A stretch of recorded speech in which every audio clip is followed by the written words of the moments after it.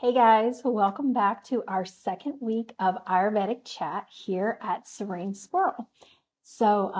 If you have time today to join us on the live, or if you are just gonna go back over the video to catch in, it is perfectly fine. We're gonna do this every week, going over this beautiful practice of Ayurveda, which we talked about last week being the science of life. Connecting mind, body, and spirit, and creating a balance so our body is as healthy mentally, physically, and spiritually as possible. So, just to kind of refresh, Ayurveda is the science of life. It is a practice of not only diet, but daily rituals, exercise, mindfulness eating. So we will go and dive deeper um, every week into different aspects of Ayurveda. Today we want to talk about Prakriti. Prakriti, and we're going to touch on the doshas as well again. But Prakriti is very unique because it is what makes you you. Prakriti is you. And so we're going to talk more on Prakriti today. And then we'll start sliding into the doshas, and then we'll go deeper into those doshas as we go along. We're going to do this every week. So make sure you're grabbing a nice little snack or your afternoon beverage to just sit down and let's chat some Ayurveda. So, what is Prakriti? Prakriti is a Sanskrit word or ancient Indian word.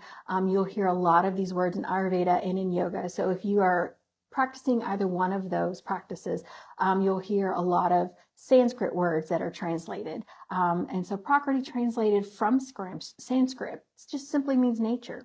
It means nature, natural form, or original state of being. So, your Prakriti is your psychobiological element.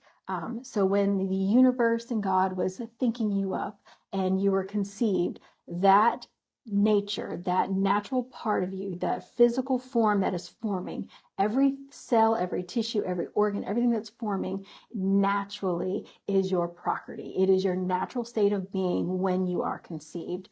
Um, so Prakriti is the original makeup of your mind and body from conception. It is your natural state of balance. So when you're bored, you don't have stress, you don't have anxieties, you don't have, all the stuff that we carry around as, you know, kids, preteens, teens, adults. So that is your natural form of balance is when you're conceived. Why is knowing what your Prakriti is so important? So being in balance is what creates that state of health mentally, physically, and spiritually.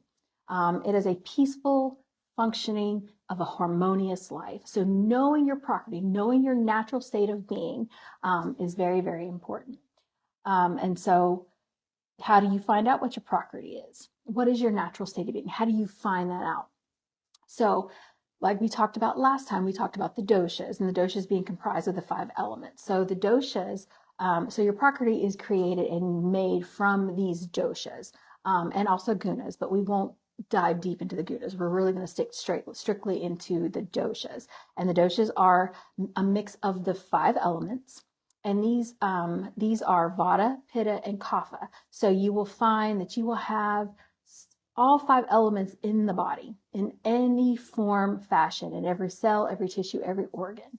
And of those five elements, then they comprise those three doshas. Vata is comprised of air and space. Pitta is more fire and water. Kapha is earth and water. So when you are created, you are made of all these five elements: water, fire, space, air, and earth, that make up these doshas. And of course, we'll go into the gunas. The gunas are more the mental. We're more speaking of like the physical right now. But again, we're going to do this every week. We're going to dive deep, and that way you have a better understanding. So again, every cell, tissue, organ has a pitta, kapha, or vata. So when out of balance, your body may feel diseased. So when you're sick, let's just say sick, or you're feeling stressed, or just things don't feel right in the body, because you're comprised of these 5 elements, keeping these 5 elements in balance is what's going to help create that harmonious ease of life. So knowing what your dosha is, knowing what part of that dosha is out of balance, how can you practice, what rituals you can practice to bring that dosha back into balance. And so you are made up of all 3 because you have all 5 elements in you.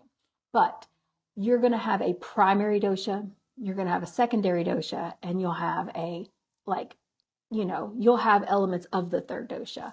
So knowing what your primary and secondary dosha is, knowing when those are out of balance. So for instance, I'll use myself for example. I'm a very kapha body, so I'm very earthy.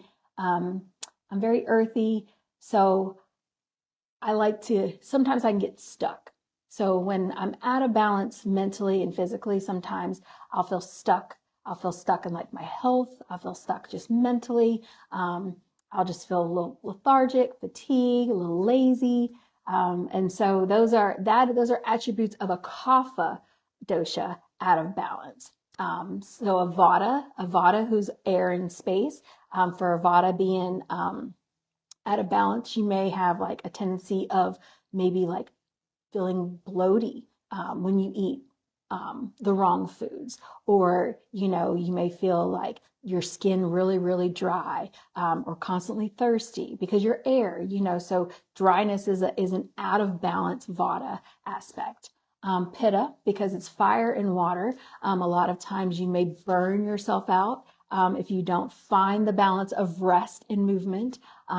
Indigestion is a big health issue. So if you eat the wrong foods, you may find that you suffer from maybe like indigestion, heartburn.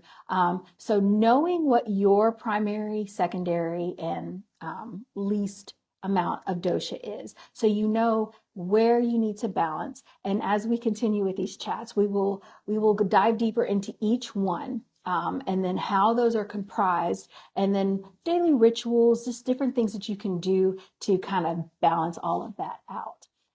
And so needing help finding your dosha, that is one thing that we offer here at Serene Squirrel. Ayurveda is our heart. It is our mission to help people find the balance in their life, whether it be diet, exercise, daily rituals.